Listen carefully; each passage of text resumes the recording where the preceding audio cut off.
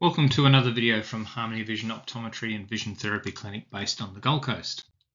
So a common question that we get is, why does my contact lens prescription look different to my glasses? Well, glasses and contact lenses have the same goals to help you see, but there are fundamental differences in how they do that that make the numbers that you see different from one to another when they're written down on a prescription. This will help you understand why the two types of prescriptions look different on paper. And so please follow along to get an understanding of the differences so that you can trust that your optometrist is prescribing you something to help you achieve good vision, whether you wear glasses, contact lenses, or both. Effectively, this comes down to different numbers but same outcomes.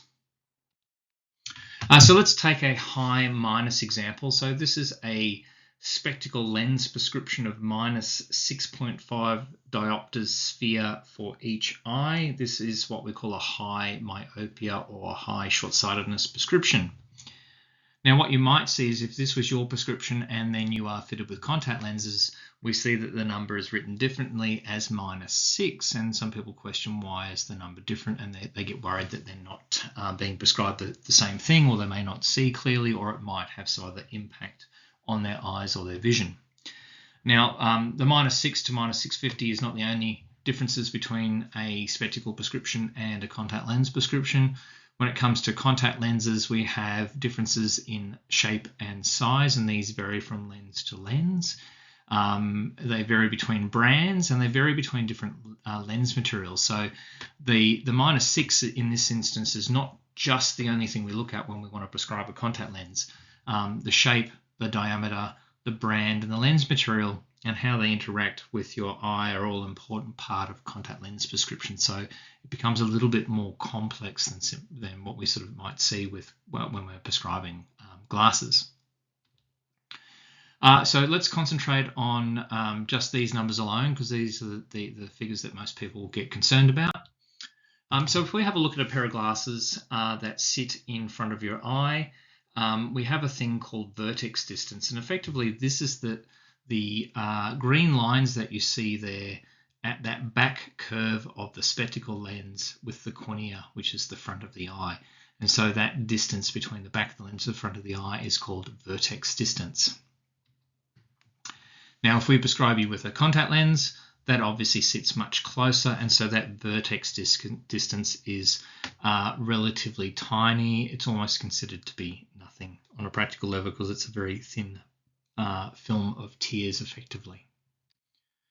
So we go back to the spectacle lens, we have that vertex distance, and typically that's anywhere between approximately 8 to 14 millimeters. You can get numbers outside this, but the main point here is that that distance changes the effective lens power by the time the light reaches the eye. So when we're doing a test with you in our exam rooms and we put that what we call a refractor head or a phoropter in front of you, or even if we use a frame with some trial lenses, we're already adjusting for that vertex by finding the lens that helps you see the sharpest. So that already takes that into account. But in pure optics terms, by the time the light reaches the eye, the effective power of that lens has already changed. And when we are looking at fitting it with a contact lens, as soon as your prescription gets above 3.5, maybe even 3 in some instances, but typically 3.5 to +4 in either plus or minus direction, we're starting to consider making adjustments for that vertex distance when we actually look at what lens we might use in a contact lens form. Again, if we have a look at this high minus example, -650 in glasses is the same effective power as a -6 contact lens, give or take a little bit by the time it's on your eye. And like we said, look, it really has the same effect at the back of your eye in terms of how well you see. Now, if we move to another type of condition that we prescribe for, that's called presbyopia. So any of you who are celebrating anniversaries of your 39th birthday may well understand this. Presbyopia is where you start to lose your ability to adjust your focus at near. So it doesn't matter if you have no prescription and great distance vision, or whether you require a prescription to give you great distance vision. it comes a stage in your 40s or 50s where you no longer can just see through that one prescription when you look up close. You have to have some other adjustment made. And so when we are prescribing glasses, like at the left here, we have what we call a near addition, or we call it an AD for short. And so when we're prescribing a near addition, this is the amount of power it takes to get you seeing comfortably at your chosen near working distance. And this will vary anywhere, typically from plus 0.5 right up to 2.25 typically, but it can even go up as high as 4 depending on what we're sort of dealing with as you age. Now, if we have a look at the contact lens prescription on the right, then we simply have an H. And H stands for higher AD. So you typically don't, in most multifocals nowadays, we're not specifying the amount of the near addition. It's usually a range, either a low range, medium range, or high range. Much like we see the distance prescription now in that contact lens details on the right, we may have adjusted the distance prescription a little bit. We may see a low AD in one eye and a high AD in another. And these are all things to make some adjustments to find the balance between distance and near in a contact lens. So that becomes very different to the way we might prescribe a multifocal in glasses, and we'll get to why that difference is in place. So if you have a look at a pair of glasses, this is a schematic of what we call a progressive lens. So you see the dotted line, which is the way where your eyes are positioned, and that top section above the grey is distance, and then we have this sort of loosely an hourglass shape of reading prescription down the bottom, and basically as you move your eyes through that, you get a gradual increase in your reading prescription. So effectively you're looking at far, and then you look down through the bottom to look near, and what you need to get used to is the eye movements required to choose a different part of the lens depending on the distance you're looking at. And you also have to get used to those areas identified by the grey segments there. It's not actually obviously grey in the lens, but they're areas of mild distortion that you need to kind of get used to wearing when you wear a multifocal. And that can take some time to get used to. Now, a multifocal contact lens is different. You are effectively looking through distance and near prescription at the same time. So what we see in this left-hand part of the schematic here is you have the dark blue area in the center of the lens. So this is a contact lens seen front on. And as you go towards the outside of the optic zone of a contact lens, the reading prescription reduces and the distance prescription increases. And so you get this gradual range or depth of focus is indicated by those blue ray diagrams going through the eye. We can see that we get this depth of focus between the near part and the far part. And as we adjust what distance we're looking at, our brains have to work out which part of that depth of focus to use in order to see what we want to see at that particular distance. And what we do over time is our brain selectively amplifies the parts of that range of focus that are useful, and then selectively suppresses or filters out or inhibits the parts that are unnecessary. And this takes some time.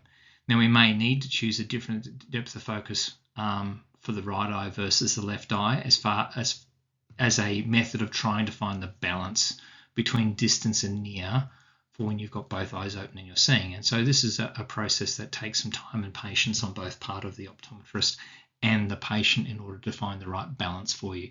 But we can see here that there are two quite different ways of achieving the ability to adjust how you see from distance to near. One relies on an eye movement, the other one relies on your brain adapting and using the complicated optics of the contact lens differently.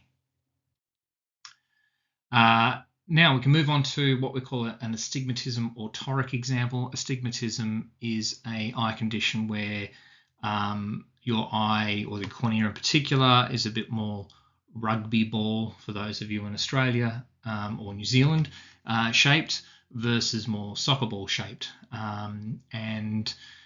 So you have different curvatures at 90 degrees to each other that need to be corrected in order to be able to see clearly. And so those kind of lenses that do correct astigmatism, the scientific word for the type of lens is a toric. So they have a different curvature up and down compared to sideways.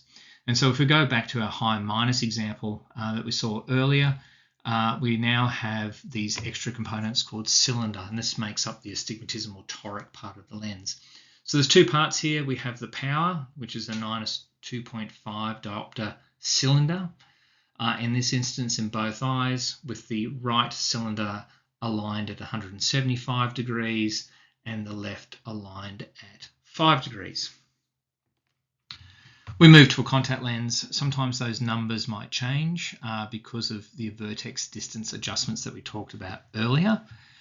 Sometimes the numbers might change because contact lenses do not go up in the same steps as spectacle lenses. And so we don't have a minus 2.5 available. Instead, we must go to a 2.25 or a 2.75, depending on the individual situation.